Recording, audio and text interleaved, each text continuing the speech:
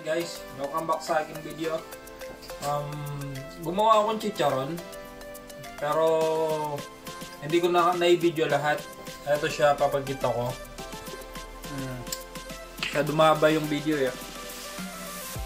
Yan yung ginawa ko. Medyo matigas na. So try nating pakita ko na lang kung paano pirituin. Yan. Yan na yung ginawa ko. Yan, bibidyoin ko na lang yung pagpirito. Ito na. Ayan guys, next day na. Tuloy natin yung chicharon. Ang niluluto natin.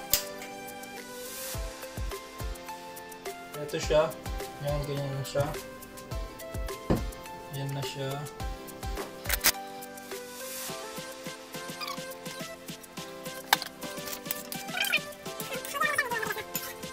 Gagawin natin. Hiwa-hiwalayin lang natin. Tapos second cook na to. Ito na yung pangalawang pagluto ko. So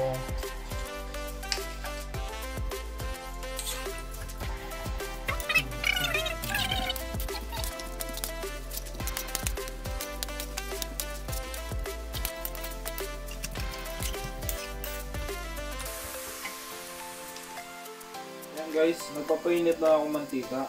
May mantika na to actually. Mainit na yung mantika. So, hinaan ko na lang yung kalan niya. Kasi masyado na mainit yung mantika. So, magpipirito tayo ng chicharon. Try natin. Pag nagawa natin maayos. Ayan. Yung mga chicharon natin. Try muna tayong isa. Kung anong kalalabasan.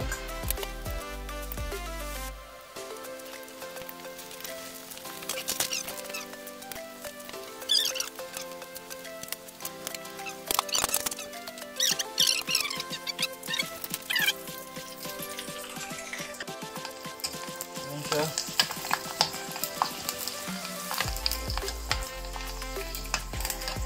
Tumataba naman.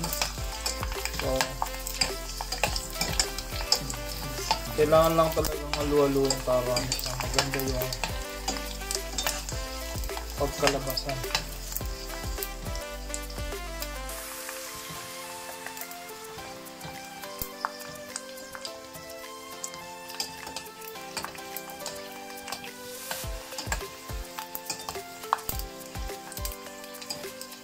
Yan, maganda naman kinalabasan.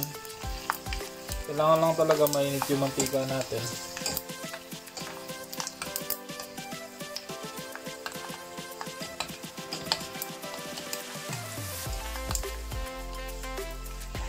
Na. Yan na siya.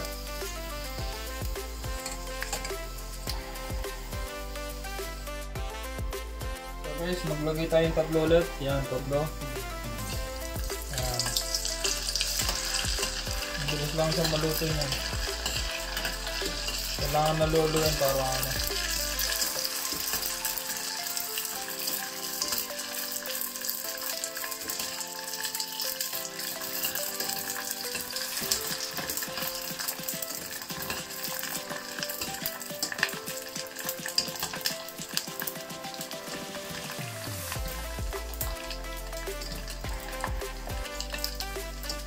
mainit yung mantika natin. Yan.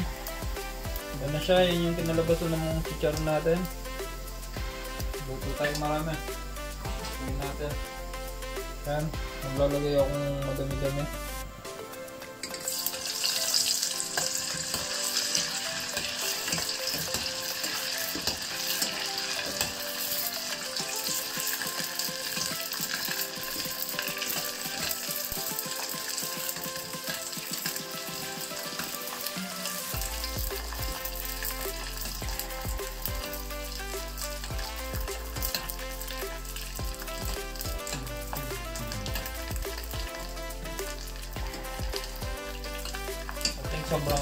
Sobrang init pa yung mantika, kagad nasunog. So, hinaan ko.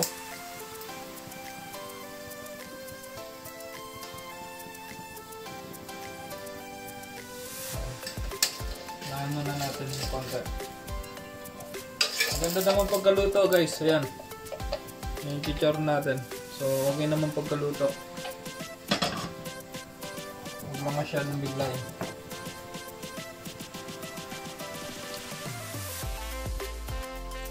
Ayan guys. Yung niluluto ko. Nakuha na natin yung right temperature ng ng mantika. Hindi siya nasunog. So kailangan talaga try muna bago ilagay lahat. Ayan, ilagay tayo ng dalawa.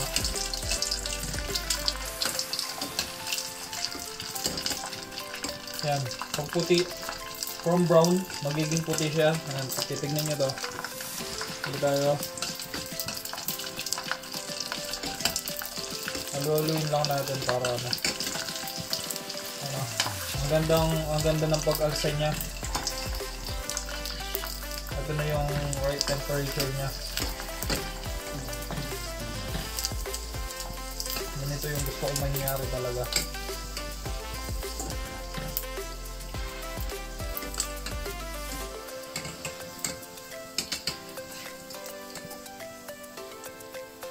Ayan, pag-alsa.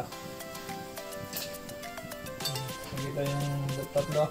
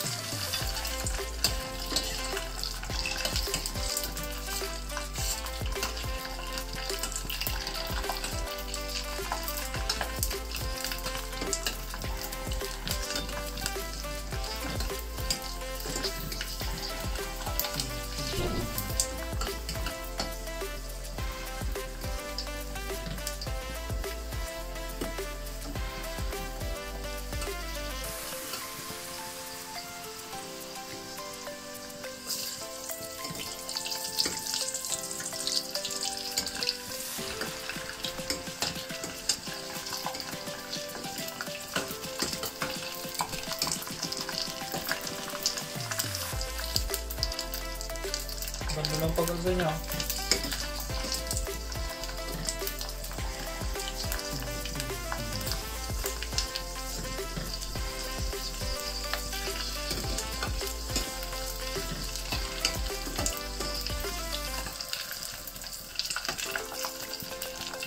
Ito lang guys.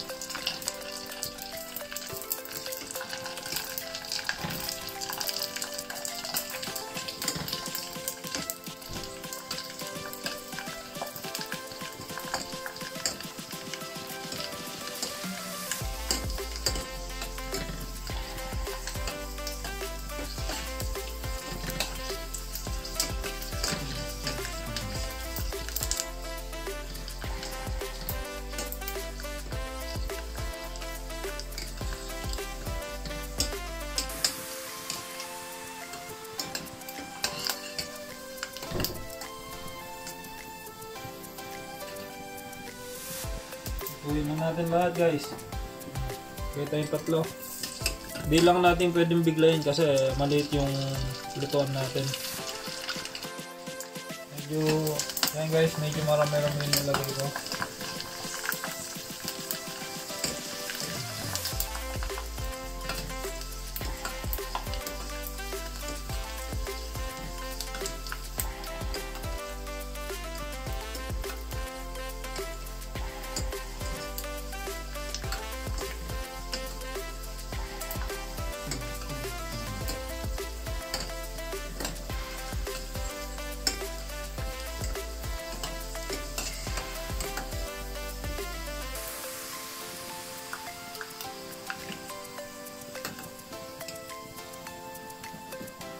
Maglagay tayong marami-rami.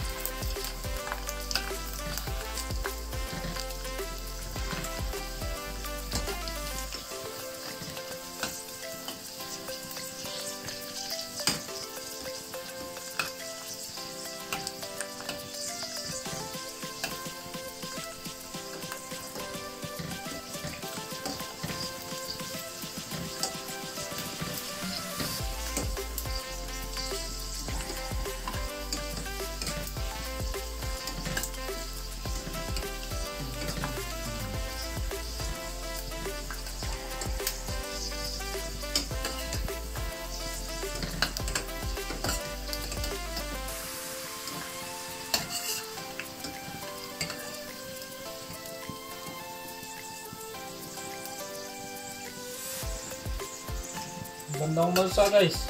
Yan o. Ganda siyang malsa. Sana malutong lang. Tingnan natin mamaya pag lumamig na. Malutong siya.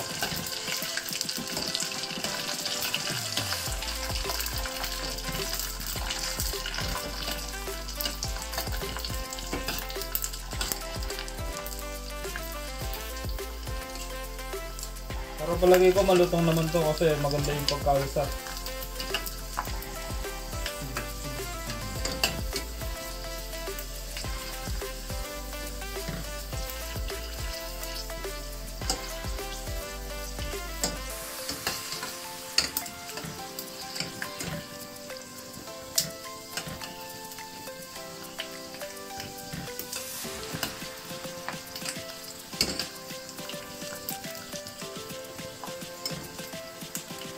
Ito talaga yung ini-aim ko na mag-aalsa yung balat ng baboy. Yung magiging crunchy siya. Ito talaga yung aim ko.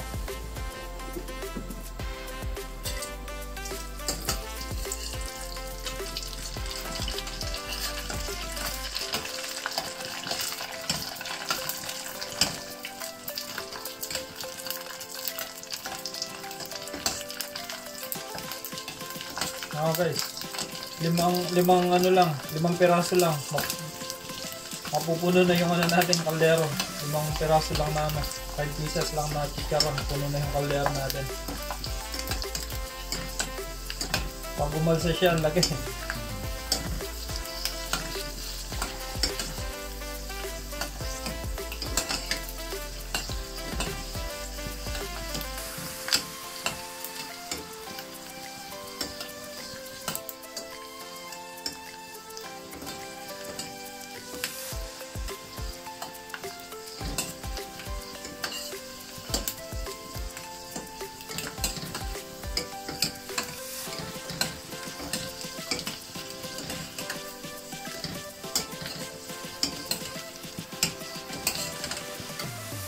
Yan guys, ganda ng chicharon natin.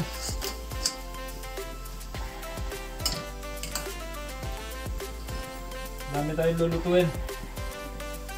Lalagay tayo yung mga lagyan natin yung mga 6 o 7. Hindi ko alam kung ilan nalagay, kung 6 o 7. Sigurado puno yung maliit nating kaldero. Lumitaw na.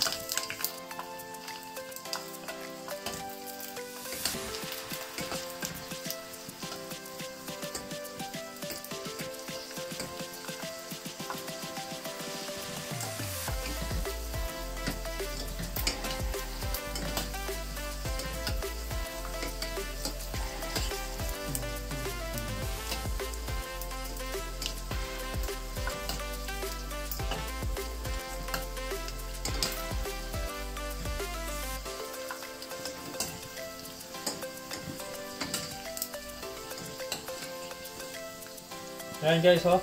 Ang ganda, di ba?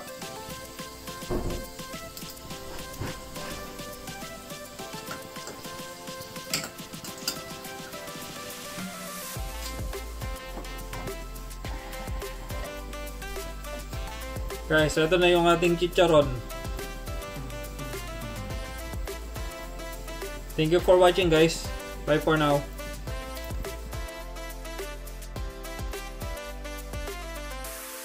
So guys, naluto ko na lahat ng chicharon.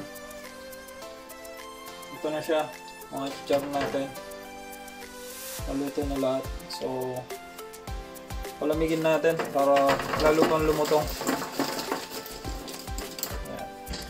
Ayan, mantika.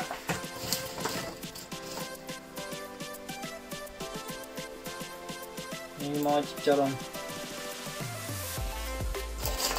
Diba?